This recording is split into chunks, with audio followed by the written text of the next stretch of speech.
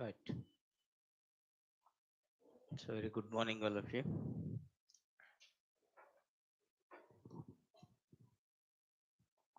So, very warm welcome for today's weekend current affairs. So, we'll take main focus, let it be so, on IR, the international relations this week. Okay. Whatever few important things that happen.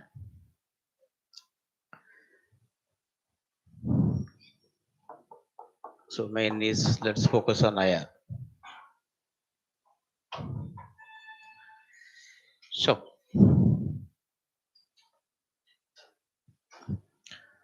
Indian Prime Minister Modi and Bangladesh Prime Minister Sheikh Hasina, they are about to launch, when you use the word, the first ever oil pipeline with Bangladesh. So this is what one of the news, right? So India's policy of neighborhood first, of course, no doubt, keeping in view the national interests of every country. First, look towards itself. So India first, always be there. For that matter, every countries, because national interest that determines the foreign policy. But at the same time, we'll try to render a helping hand to other countries as well, whatever that we can do. In that process of rendering helping hand, neighborhood first policy, the first priority to our neighbors. And geographically, if you look at especially the size, India is the only country, okay, among all neighbors, okay, territorially the biggest, isn't it? All others are very small. Even population wise, the similar, except China. If you take our neighbor, all others you can take it for granted. And we have an association, right? Way back 1985, the MOTIT, the SARC. Now, of course, it's a functionless organ, a functionless organization. And that's also initiated by the Bangladesh, India and its small neighbors. So keep in that mind, number of steps we are taking towards the better relations with our neighbors. Though India and Pakistan, generally we consider, right, when 1947 India get divided, East Pakistan, West Pakistan, the present Bangladesh is nothing but in West Pakistan. But after 1971, okay, the war, liberalization of Bangladesh, the relation between India and Bangladesh are very cordial. Though now and then we have the ups and downs vis-a-vis with Chinese intrudes are concerned, but otherwise, yeah, the very good relations. And now we are able to connect India with the help of Bangladesh. Connect India with the help of Bangladesh. Okay, that is the mainland India as well as northeastern India. Otherwise, you have to go via Silguri corridor, a chicken neck. Via Bangladesh, very easy way it is. Okay, either on road or on rail is the easiest.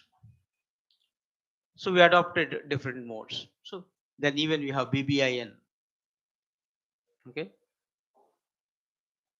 motor vehicles agreements, where is Bangladesh playing a very crucial role for seamless connectivity, BBIN. Okay, what is the BBIN? Bangladesh, Bhutan also there, BB. I, India, Nepal. But Bhutan is yet to ratify the BBIN motor vehicle agreement. But these three countries going ahead. So now with the free movement of our vehicles, is this. Similarly, we have another one, the K2K, another road connectivity via Bangladesh. That is Calcutta to Kunming. Kunming is in China, isn't it? So Calcutta, India via Bangladesh, again it has to reach to the China. So the road and rail connectivity we required a lot. So the reasons in the process we are helping Bangladesh for its development, and for its oil is heavily dependent on India. Even now, when Russia-Ukraine war is things and India defying American dictats, purchasing oil, and from India, other countries are taking. And one thing is of neighbors. Okay, we are passing on the benefits to neighbors as well. So in this process, a friendship pipeline they initiated. Now this is a new one. So called this as a friendship pipeline.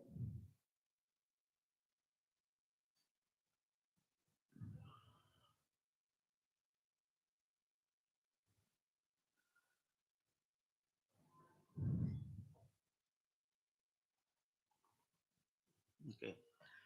So India Bangladesh friendship pipeline.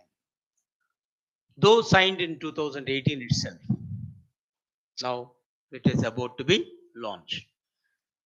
So it's a 131.5 kilometers long pipeline. And out of this, only 5 kilometers in India. The rest is in Bangladesh. And starting from the Siliguri in West Bengal to Parabatipur in Bangladesh. So this is how the map which you can see the connectivity also. Okay, the Siliguri corridor, which we call as a chicken neck, right? From here itself, we are making the things. Strategically, also India looking towards this. Once this diesel pipeline initiated, why they kept the pipeline on the top of it? Why can't it here?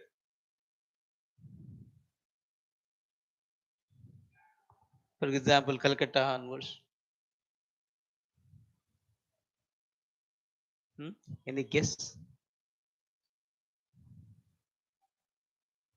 A common sense itself, nothing else, right? Water flows north to south, right? West to east, of course. Few rivers exempted in the way. Land sloped, it is. Okay. So once it's on the top of it, no doubt the latter it can be extended to the entire Bangladesh if necessary. Okay. Or from here, our part is over. Latter they can take it. Okay. And strategically too, once we have this part, any other further extension of it to our northeast or to the Bhutan. Okay, so keeping a different permutation combinations also, we have done this project. So when you say the friendship pipeline, and same thing, this friendship we also use with other countries. For example, we have the friendship dam. With which country India is having friendship dam? We helped that country in constructing the dam itself. Pardon? Hmm? Afghanistan. Okay, Salma Dam. Okay. Similarly, with Myanmar, we have the Friendship Road, India Myanmar Friendship Road. So, Friendship Road is for India Myanmar. Friendship dam for India, I mean, here in Afghanistan. Friendship pipeline here. So, even that wording related, advisable to keep that in mind. And as this is a current issue, from Siliguri to Parapatipur, you have this. And Siliguri corridor. What the other name? Chicken neck, we called it, with connecting India with the Northeast India.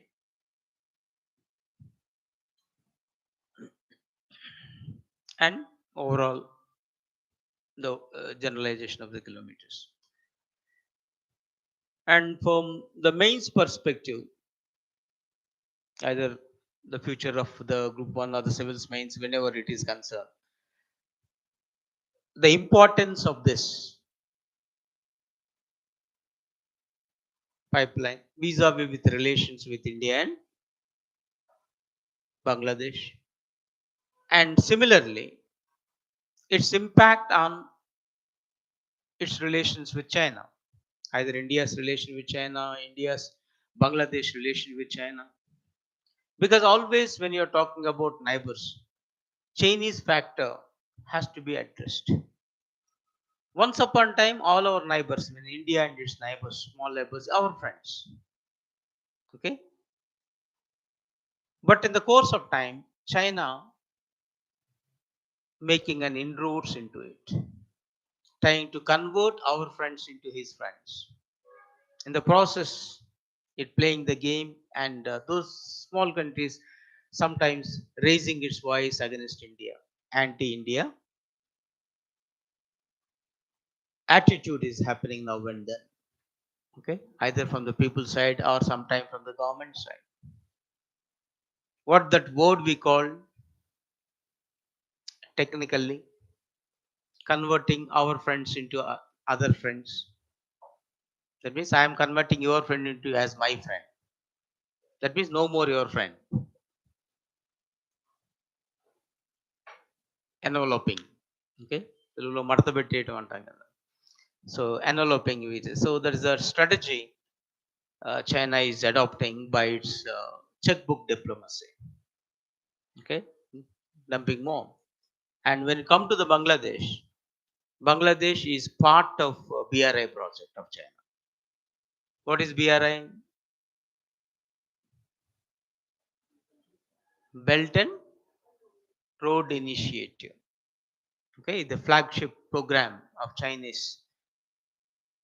Okay, regarding what? Connectivity. Okay, road and rail connectivity and port connectivity. Two part it is. India is not part of BRI. We are opposed it, keeping the CPEC. But Bangladesh is part of it. And because of that, it started, okay, dumping its goods in Bangladesh also.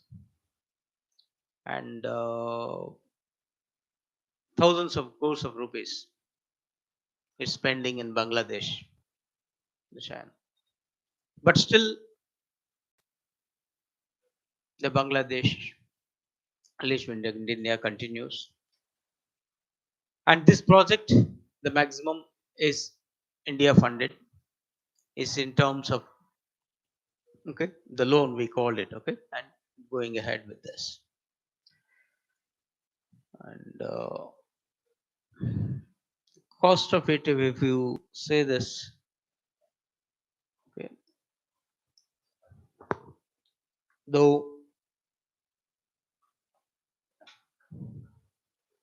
the total project cost around 377 crores. So it's built under the grant assistance from the government of India. So when around 377 crores grant assistant, what do you mean by grant assistant? Payable or repayable? Non-repayable. Sure.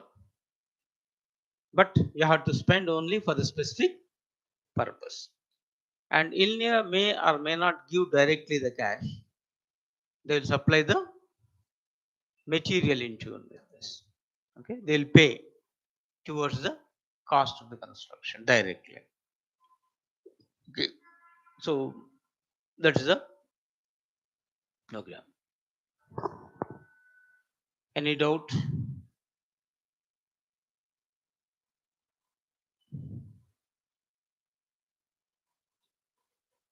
So advisable.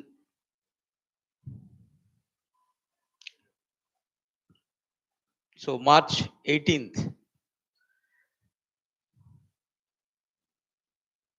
that is tomorrow, right? They are going to today, right? Today itself, okay? They're going to make the things now. Today is 19th, right? 18th. So something dates I'm getting confused. Okay. So today itself is going to be done.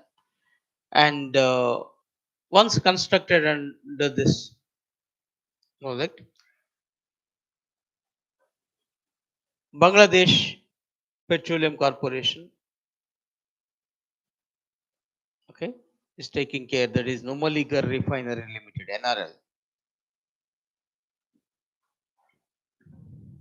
But anyhow, that point not be that much, but keeping that in mind. And this pipeline capacity of supplying 1 million metric tons per annum. 1 million metric tons per annum, the diesel they will supply it from this. From June, they are planning to supply it.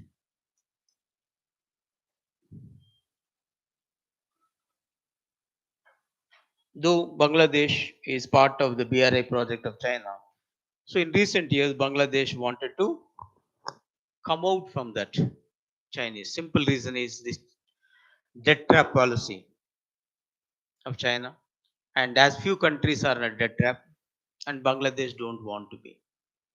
So that is the area wherein the India stepped in. Already, I think around just now I said the 30 plus the 38 billion dollars the China spent in Bangladesh. So now India is helping Bangladesh in the form of grant assistance for various infra projects.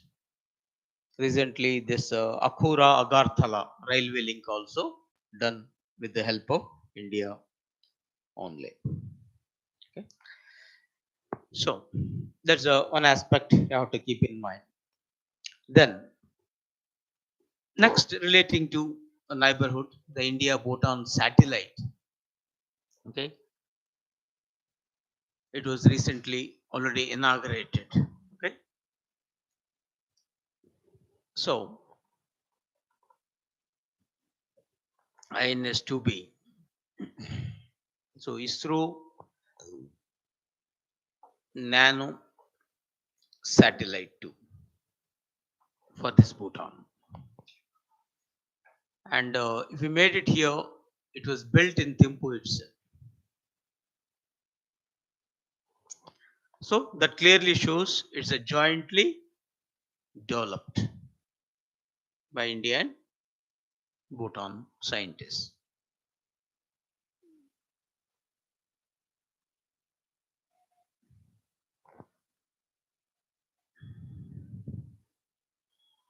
So just keep this point also in the relation with, especially India's relation with neighbors as such. Then the Varanasi is in the news again.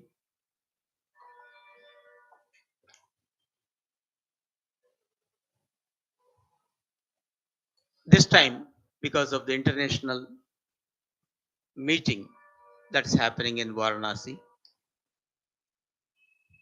So India is a host for SCO tourism ministers meet. So none of this SCO is Shanghai Cooperative Organization. When the tourism ministers meet is happening in this Varanasi, or what we call the Kasi, what is the significance? So last time we discussed the Varanasi, it was designated as the first cultural capital of whom? Of the SCO.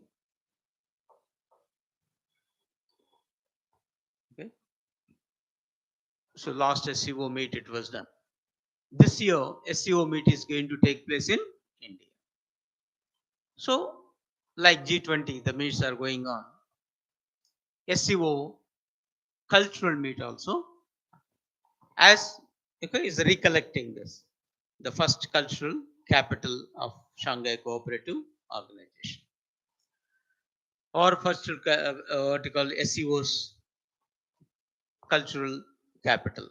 Either way, they may pose the questions. So, quick recollection of SCO. What is SCO? You know, the Shanghai Cooperative Organization. What actually it is? Of course, it's an organization. We called it. Then, so the few things you have to keep in mind is it is the Eurasian, that is Europe and Asia. The two countries combined is there. So Eurasian political, economic, okay, international security as well as the defense. So different issues involved here. Political, economic, and security angle is involved here. Okay, for this organization.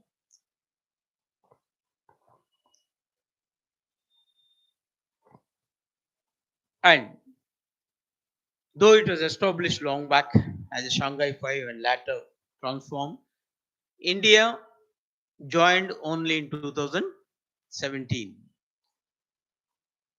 and its headquarters in Beijing. And who are the members? How many countries members? Totally 9 now, right?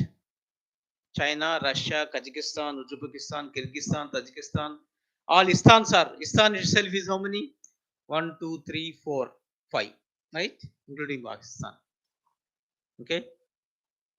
Then Iran, India, China, Russia. If you make it that way also.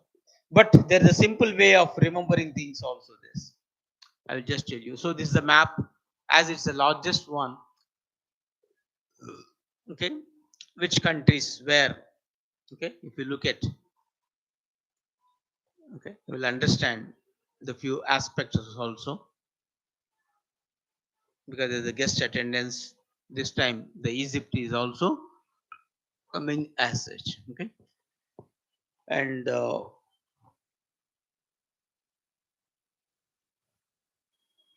Egypt and Saudi now coming as a guest for this year summit. Recently, Egypt in the news for January 26, our Republic Day. Okay. Why? The chief guest, the president of Egypt, the chief guest. What's the name? Huh? So, ఏదో బండగుర్తులు అంటాం కదా, something you have to keep in mind to recollect the names.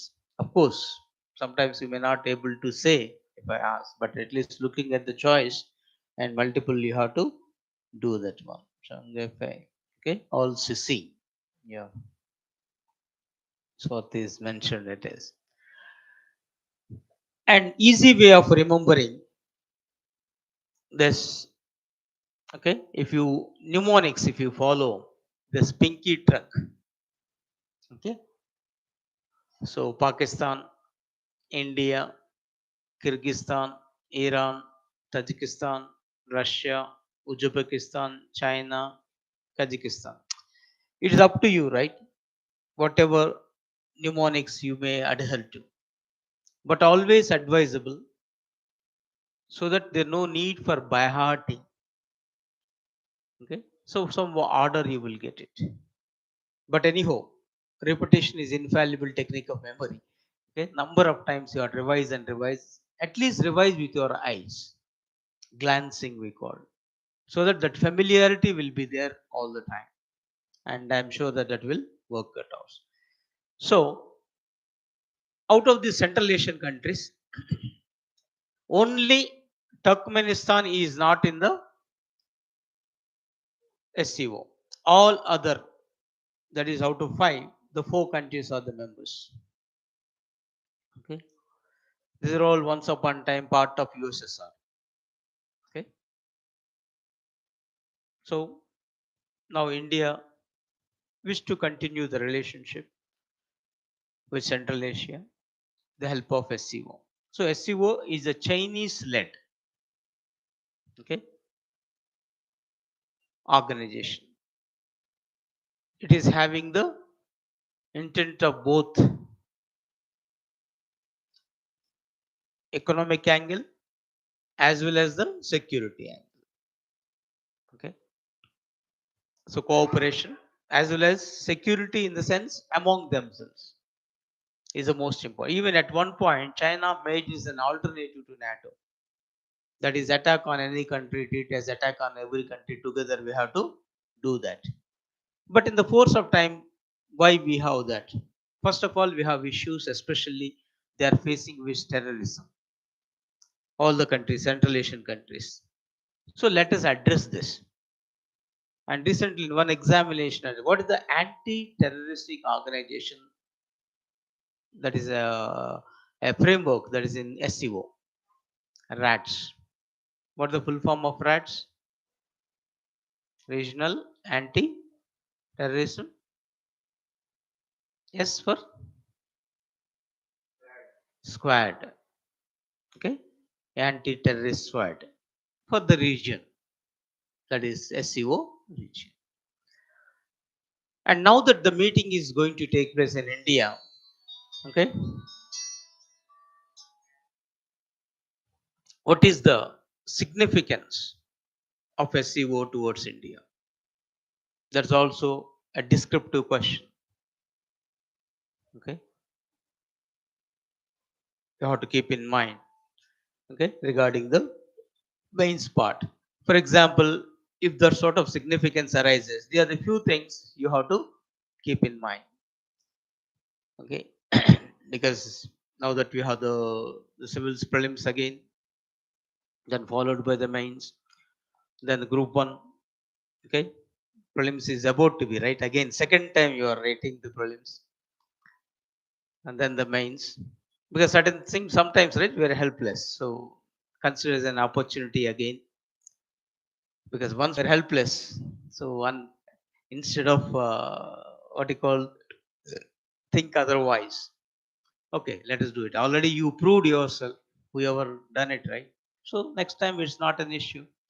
And others, those who are in the border, skipped by 1 mark, 2 marks, now got an opportunity, okay, to gear up their preparation and do it. But anyhow, next time you may not able to get maximum time immediate to the examination because of various issues that involve. So see that your mains and prelims preparation will be over at a stretch. And when you're talking about mains, when significance, overall organization itself is 42% of world population because India, China, that itself is a populated countries, so that is still considered. And land also 22% of the land, and when come to the GDP, 20% of the GDP is with that. Okay, so when it's come to the India's both all these things, security, geopolitical, strategic, economic, everything, we have to very closely intervene because the things. And remember, this Central Asian countries are endowed with innumerable natural resources. Okay, so we have to make the advantage of this. Then just now it says regional anti-terrorism structure. Okay, this squad as structure they use call it all the way it is. Okay, deals with this security and defense issues. So we try to resolve our terroristic issue with Pakistan, even with that organization. As a Central Asian, the richly endowed with this natural resources as well as the vital minerals. And so overall connecting with the Central Asia. And one more factor also is stable Afghanistan is very much important for India. So here the SCO plays a very crucial role as well. So like the few points which you have to keep in mind and address it accordingly. Okay, so that's a thing which you have to keep in mind. This one, okay, the overall on the aspect. Okay,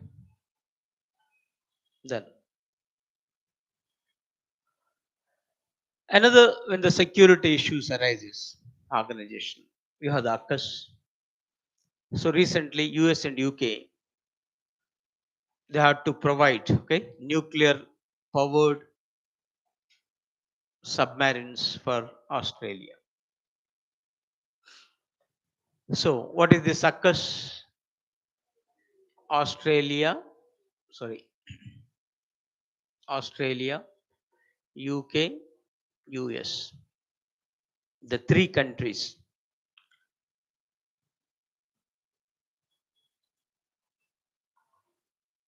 Yes, okay. Now Australia is getting the nuclear powered. So when you say this, if necessary in future, it is going to be done. So by 2030s, UK will receive delivery of its first submarine, and Australia will take it by 2040.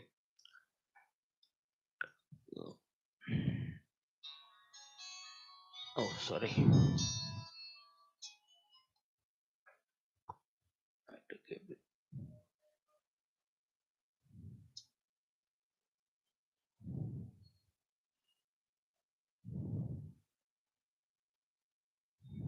Okay.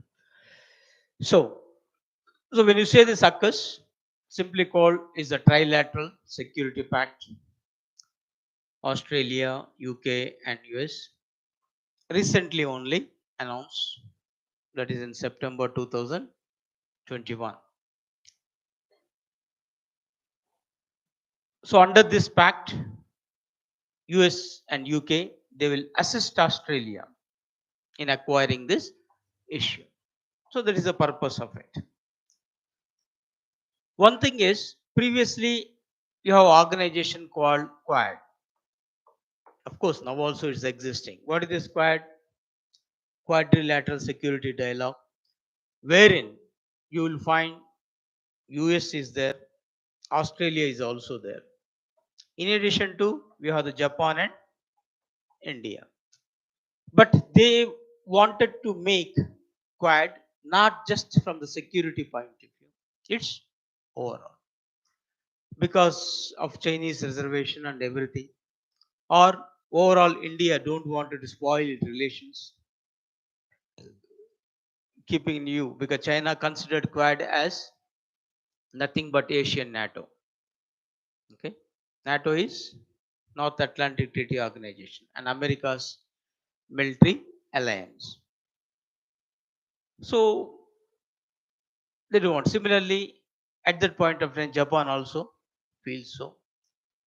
So Quad didn't get the complete coverage of security, especially military security. But Australia wants that. So to address this Australia concern and keep the China at its limitations in a way, they initiated this AUKUS. So that now in case of any war or war-like scenario, if nuclear submarine station Australia is easy to reach, especially South China issue, for example, or Taiwan issues are concerned. So geopolitical advantage, a strategic location for America. Okay, so once upon a time, America, Russia, some sort of a Cold War. Now the same case with, instead of Russia, now it's with China. So they wanted to, China wanted to extend its sphere of influence. Now America wanted to contain. So this process is an ongoing process, we can say. So on this. And here one more issue also you have to keep in. The pact will focus on military capacity, no doubt, but it is separating it from the Five Eyes intelligence. What is this Five Eyes intelligence? So it's also an alliance. Intelligence itself, the thing is concerned, wherein five countries, okay, apart from these three, you have the New Zealand and Canada is also part of this Five Eyes intelligence. Okay. So whatever the word intelligence itself is very clear. Okay. Sharing the information that's happening on this ocean, especially Pacific Ocean, Ocean, etc., by these countries, so that if any untoward or unhealthy trend that are happening, immediately they wish to address. So right now, New Zealand, Canada is not part of it, but AUKUS clearly shows it's a military capability building pact. Okay. And here also you'll have the mains questions as well that reflects this. So when this plan reflects the growing geopolitical interests of the three nations, no doubt, where in this Indo-Pacific concern, that's the most important thing. And they wanted to common concern of Chinese growing assertiveness. So they wanted to address this. And at the same time, they want to strengthen the cooperation among these issues. Because ultimate aim is the free and open Indo-Pacific. Nobody should control, no toll gate should be on this, anything else. It should be free and open. So this America's intention required. But China naturally looks this military alliance in a different perspective. Instead of the Quad, now this is coming. Only thing is India and Japan is not there. But same time, the UK stepped in, and that too you are empowering Australia with nuclear. Now, this reminding us the question, and Chinese criticism is a genuine legal point. It raised it. Okay. One of the legal point that raises is it not the violation of non-proliferation regime? That is, we have the concept called nuclear non-proliferation treaty. What do we call NPT? Okay, and Australia is a signatory for that. So, nuclear proliferation treaty, non-proliferation treaty, happened in which year? When it was signed? Hmm? So at that time we have to recollect those things. Way back 1968, but it came into force from 1970 because ratification of the countries is required. So nuclear non-proliferation treaty clearly says that except those nuclear weapon states, P5 countries, America, Britain, China, France, Russia, no other country should have nuclear.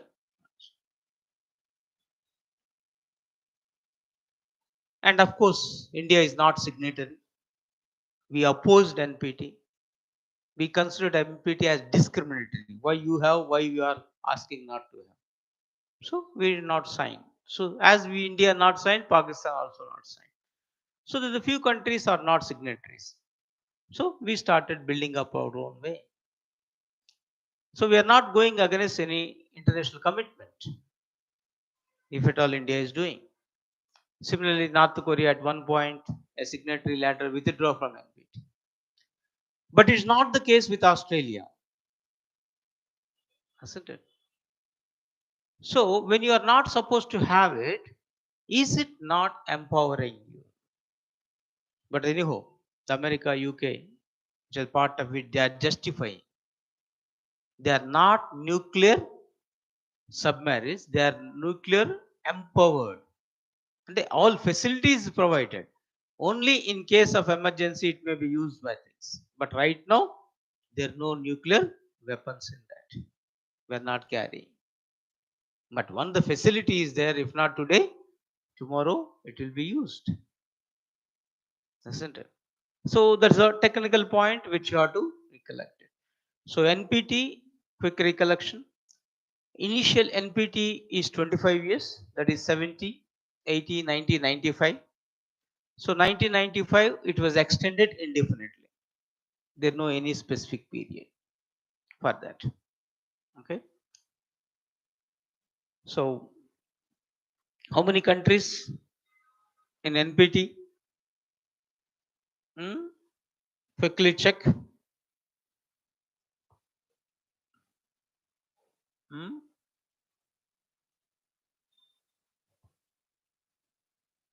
How many are signatories? Hmm?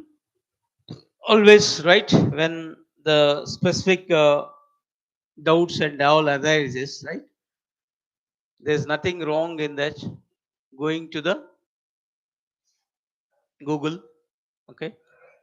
So if you put it up, number of, or otherwise simply says NPT signatories, NPT signatories, or NPT countries.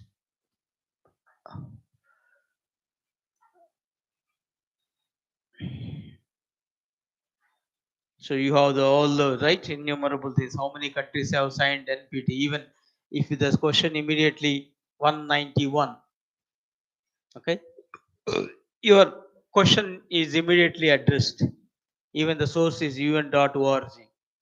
So authorized, okay, authoritative source. If you want any further, then of course you may go in depth. So always this sort of recollection, quick recollection is always advisable. Okay, don't hesitate to look into this and get the information and clarify it. Okay, so here Australia is a signatory. There's a point which you have to keep in mind.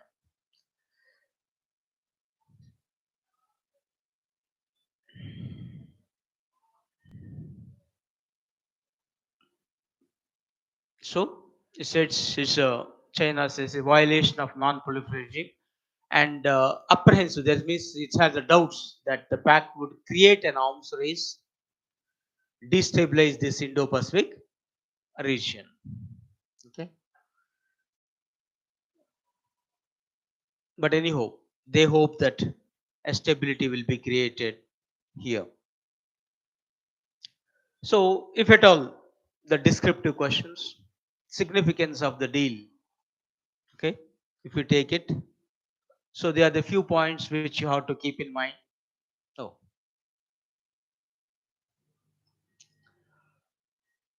so that's what it says. US has shared, only shared nuclear submarine technology. Okay, with whom? With Great Britain. Way back 1958. After that, never it shared to anyone. Now it is sharing with Australia.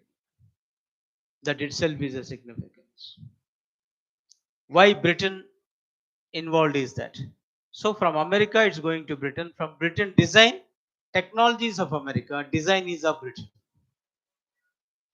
Okay.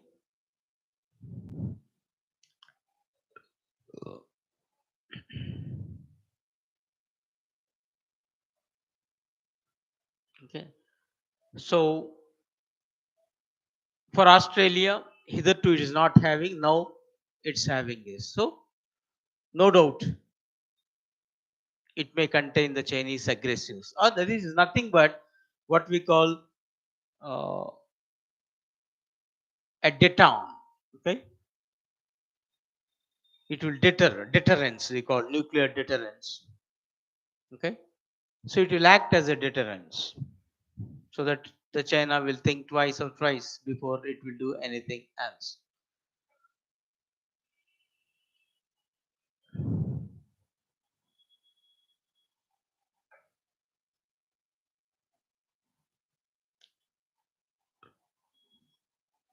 Then one another point also you have to keep in mind. This is the only country having the submarine without having a civil nuclear power industry. India, for example, you have civil nuclear power. Even India, America, civil nuclear cooperation is there. Okay, 1, 2, 3 agreement we have. But Australia is not having any civil nuclear related. Okay, still we have. How many nuclear plants in India? Power plants. 7. Upcoming, another 11. Okay, the 4 out of 11, the 4 are under construction. Okay, others are in pending. Okay, and for India, is it anyway relevant? Again, that point you have to keep in mind. Anyhow, the balancing China is always at the interest of India. Being a quad member, naturally India will get its own advantage. But what is India's reaction to it? Okay, we have not commented anything on this so far. Okay, though China is saying arms rate it will increase or going against NPT, we are not commented because India was briefed already about this.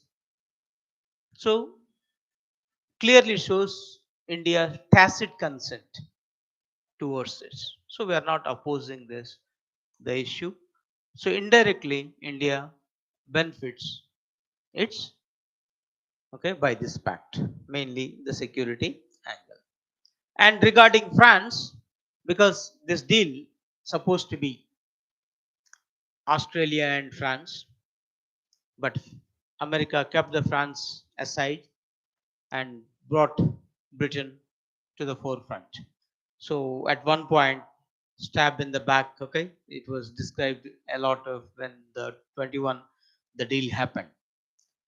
Okay, but anyhow, now it was done in a different way, and it was compensated in a different point of view. And when China is facing this sort of threats from America and its allies for its further footprints, okay,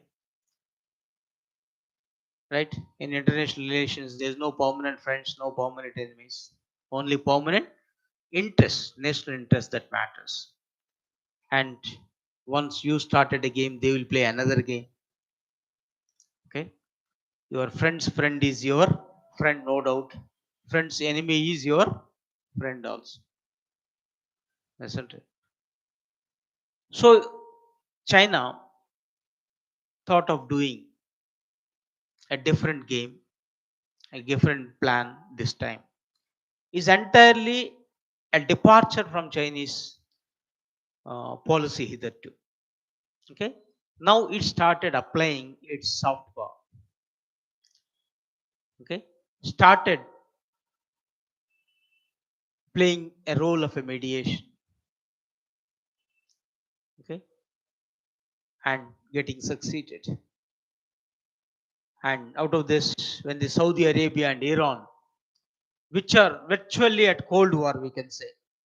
Okay, if America, Russia, or America, China is one thing, within this Islamic world, you or me, okay, a Saudi and Iran, okay, when they are in the way, and even religion wise, Shia and Sunni, okay.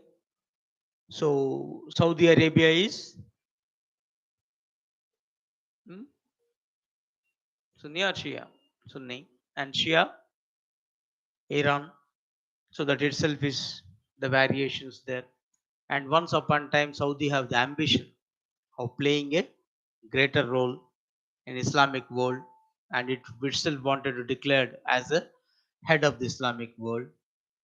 But especially after Iran revolution, the Iran coming as this block of these ambitions of Saudi.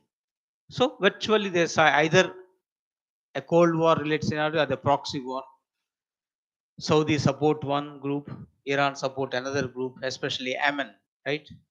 You have this Houthis and how the thing is the happening part. So now, because of the mediation of China, both the countries agreed to re-establish diplomatic ties. So here, the China played a very crucial role. And if we quickly look into it, Saudi Arabia is an ally of America, right? Iran is an enemy of America in a way, especially recent issue is concerned. And even America imposed sanctions on Iran. Even it forced India to adhere to that. But because of various issues in recent times, the Saudi is moving away from America, not able to trust America as it before. So China has taken that as an advantage and first is you to establish in a way. So that clearly shows now the Chinese growing influence. Okay. So China also planning to host a cross Gulf conference of Iran of all 6 Gulf monarchies now. So these are all okay, the area where you will find this one, right? So you have the Saudi, UAE, Qatar, Bahrain, Kuwait, and Oman. So with this Gulf Cooperative Council, they want to strengthen here.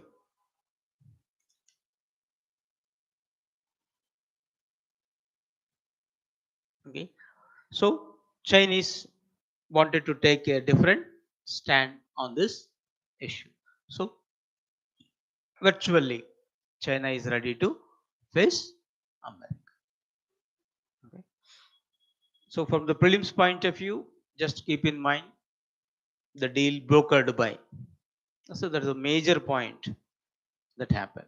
From the main point of view, significance of the deal. Okay. Then next one, the process. The South Korea, US, they hold this largest military exercises in 5 years. It's a joint military exercise. Freedom Shield is the name of the exercise. So it's a South Korea, US.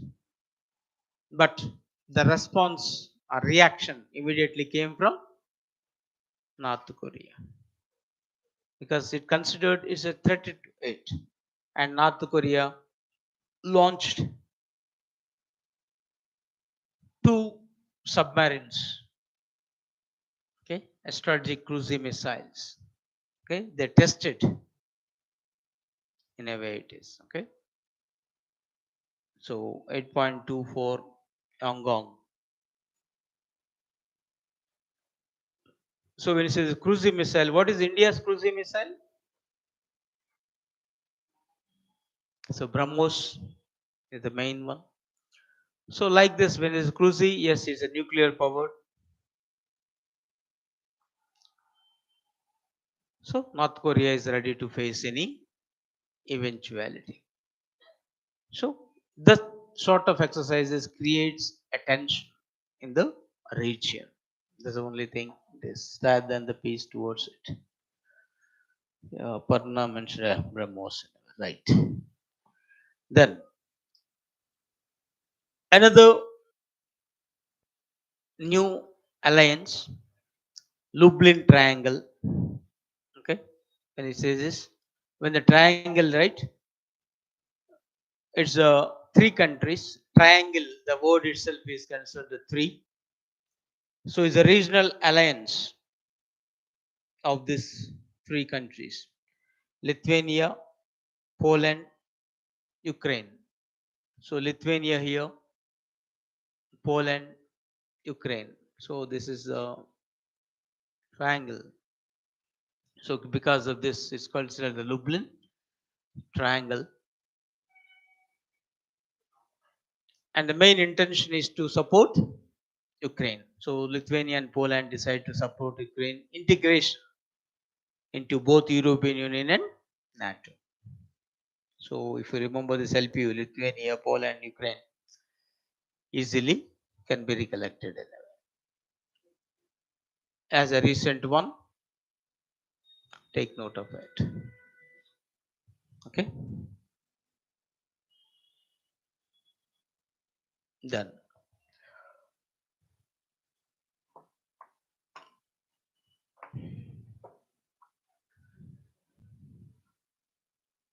Just a minute.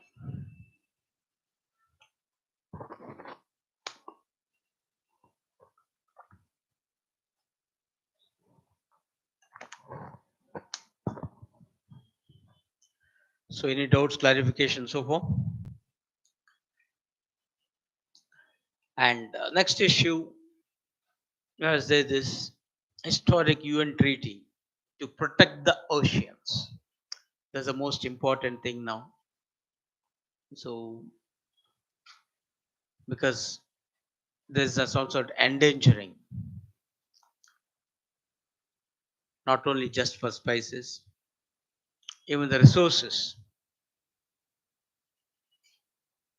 There is a possibility of extinction also. So what is the treaty? Any of you read the news? What is the name of the treaty relating to what? High seas. Okay, the treaty on high seas. What do you mean by high seas?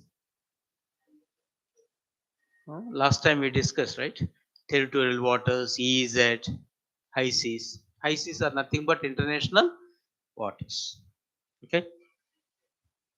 So if you take this one, this is always for every country, 12 nautical miles is the territorial waters. And this exclusive economic zone, 200 nautical miles is an exclusive economic zone. So then you have the ICs. So when you take it, the India, so this is the territorial waters. Okay, this is the exclusive economic zone. Then for other countries, territorial waters. Okay, then exclusive economic zone. So in between, whatever the left out, we have the ICs. Okay, for every country. I mean, for everywhere it is there. If this much space is not there, mid path will be taken into consideration. So, I mean, there are the few areas which you have to keep in mind. And 12 nautical miles, roughly, if you look into kilometers wise, 22 kilometers or 12 nautical miles. Similarly, when it comes to the 200 nautical miles, it comes to 370 kilometers. Because on sea, it was measured in terms of nautical mile. So once in the group one prelims, they ask this. Okay, nautical miles means directly they ask, our measure of distance on seas is a nautical mile. Okay, directly they will ask the meaning also. So area beyond this economic zone referred to as the high seas. So this point which you have to keep in mind. So way back 1955 onwards, we had discussions. So in 1955, we have law of the sea convention. Okay, at that point of time, this 12 nautical miles concept was agreed. Okay, so then what about the remaining part? So in 1959, on high seas, the conference happened, but they are not able to come to the conclusion. Later, 1982, right? UNCLOS we call United Nations Conference on Law of the Sea. Of course, this is also UNCLOS, but general referred where you will get the EEZ concept came. Exclusive economic zone. Okay. Before that, we don't have that exclusive economic zone concept. Only they thought of remaining sea, territorial waters and remaining. Territorial waters is our territory. Our sovereignty extends. Okay. Even a foreign ship need to take our permission. Okay. Extension of India's territory, or for that matter, every country. Okay. If you look at the map, and the ending is there, star mark. Indian territorial waters extend up to 12 nautical miles. So this is as per 1955 Law of the Sea Convention, UN Law of the Sea Convention, UNCLOS they call, and AEZ. But there is no agreement vis-a-vis the high seas systems. But hitherto, whatever with the resources on the high seas, they used to assign to the landlocked countries. So under supervision of UN. But there's no hard and bound rules. Now they wanted to make it more stricter rules. So that needs to be properly done with this. So the aim of this agreement is to regulate the activities of what the fishing, shipping, as well as the deep sea mining, so that you will have the strict rules now. Hitherto you don't have those things. Okay, and these rules mainly intended to prioritizing the marine life protection as well as the conservation. Okay, so almost all it took 20 years going discussion. Finally, this treaty happened.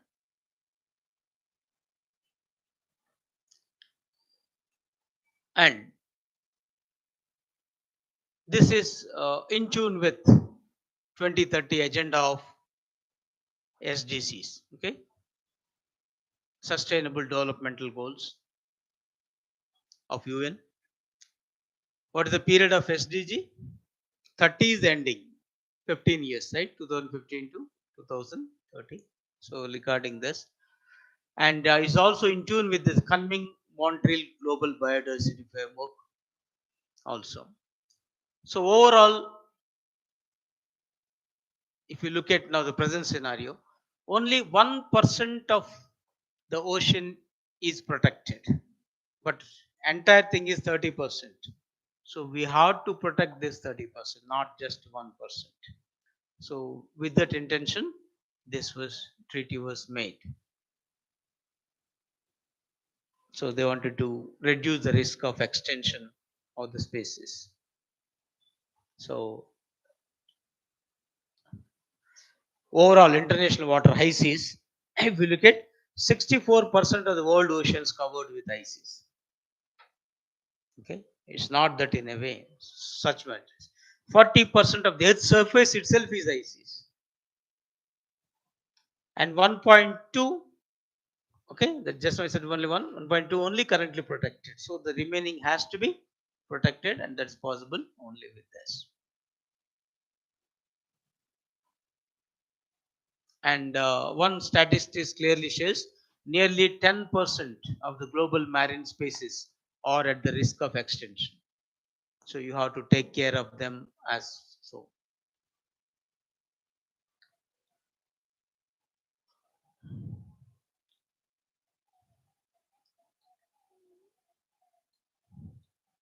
So they want to address this what biodiversity loss and degradation of ecosystems. So now the treaty is in the draft form, signed, but it will came into force when only after ratifying by the concerned countries. At least 50% of the countries need to ratified, then only it will come into force. Maybe it will take few more years, 1 or 2 years it will take for the coming into force of this treaty. So any doubt on this UN High Seas Treaty?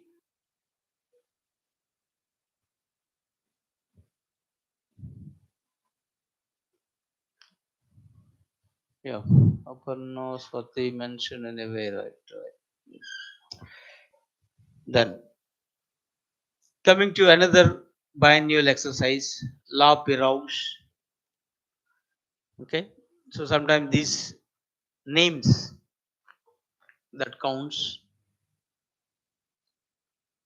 It's the third edition of multilateral maritime exercise that happened in an Indian Ocean region. So when you say the multilateral, the personal ships and integral helicopters of Royal Australian Navy, French Navy, of course Indian, Japanese, and US participated in this issues. So India, Japan, America, Australia, they are the part of Quad, right? Only one country extra, France. So these four countries, if you minus France, Quad we call. What is that multilateral naval exercise name? Malabar. Okay, that regularly last year happened in Visakhapatnam itself. Okay, Malabar exercise. and this is La Perouse. So Malabar Visakhapatnam is in Bay of Bengal that happened. Now it is in Indian Ocean, and France also participated here. Okay, so possibility of 5 grouping in the course of time, though now it is yet to be that. Okay, there's a proposal also, instead of the quad they have to make it some other name. They may, so if the French agreed, they want to extend quad plus. Okay, they want to extend in the process. Okay, right now it was conducted by the France itself. Okay, under its initiative, law force. Then one more thing is tropics. Is the theater level operational readiness exercise. Tropics. Okay.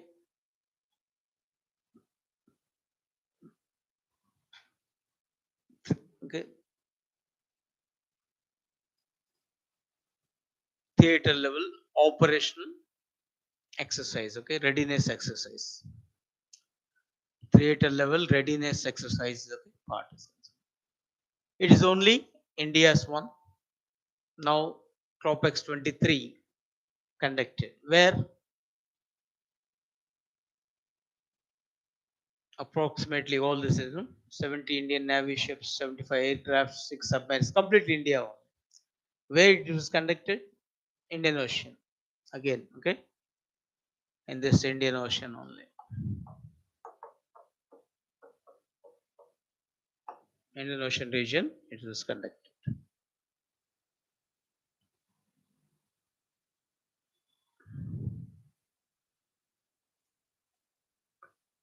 Then, one more thing, I think we discussed this again. Okay, last time the U.S. Senate recognizes McMahon Line as international boundary. Before the Congress, okay, that is the House of Representatives to donate. Now it is this. So it's a symbolic support the America extends towards India vis-a-vis with India's border conflict with China is concerned. A quick recollection: McMahon is a de jure, as per law. De jure is as per law, de jure border between India and China. Of course, if you look at way back 1914, British India, Tibet, and China. That's supposed to be an agreement. Okay, we don't have the border directly with China at that point. Okay, Tibet is Tibet. So 1959, when China occupied Tibet completely, so it became it. And at that time, though China is part of negotiation exit, at the last minute it's walked out, not agreed with the McMahon. Okay, though it has not protested much, and it's completely silent till then. Now, after 1962 war, the few pockets of India is already occupied, especially we have the Aksachin and few areas of Arunachal Pradesh. And now the border, de facto border, we are calling it as LOC or LAC? Huh? LAC, line of actual control. LOC is regarding Pakistan. Okay, that is the Kashmir part. So LAC is line of actual control. This is a de facto border. Okay.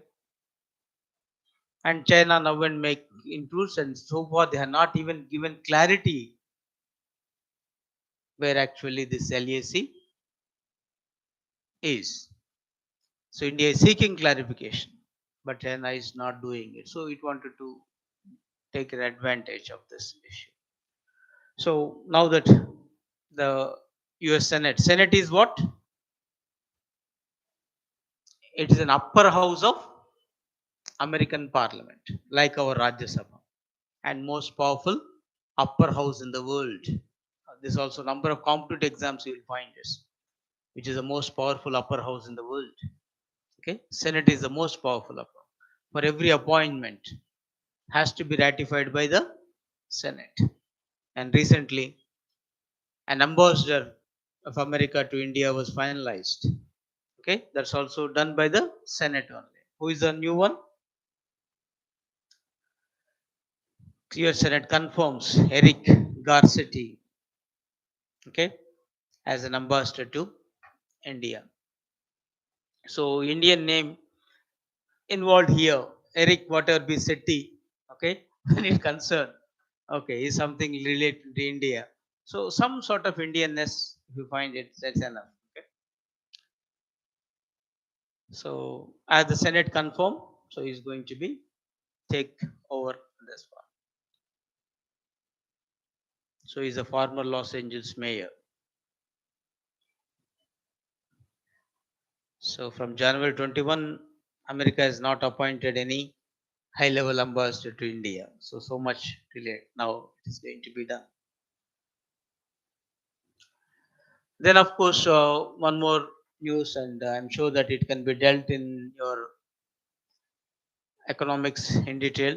But still, there's three banks that face a major collapse: Silicon Valley, Silvergate, and Signature. So go through that one, why that happened, and all the things. But from the objective point of view, keep these three issues. All yes. Okay. So Silicon Valley, Silvergate, Signature.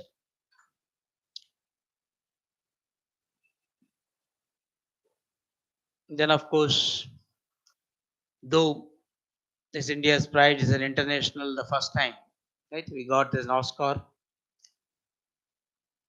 So Triple R as well as Elephant Whispers, original song and the documentary short film.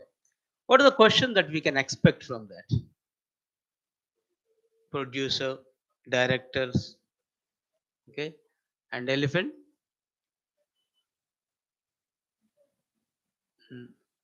Where that was shooted? Okay, Sanctuary, right? Which sanctuary? Which sanctuary? Which state? Which state? That sanctuary?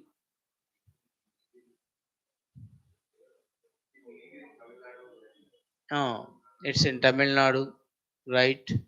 So those things advisable to look in detail of it issue. So environmental related part. Then of course overall, okay, advisable is the best actor, actress, picture, director. So generally these four also will be done. Okay, Brendan Fraser for the whale and Michael Yeoh for the best actress. Everything everywhere all at once. And where a big picture itself is everything everywhere all at once. And director also for that. So isn't it everything everywhere that itself is seeing everywhere. Okay, so number of awards that back then, so advisable to make it up. So that's all for today. Any doubts, clarifications? Yeah, those are all the information you have to get into this one. Okay, relating to the Oscars, from when it is and first time covered. The you can take care. So any other doubts and clarifications? Right. So thank you very much. So we'll meet you next week. Bye.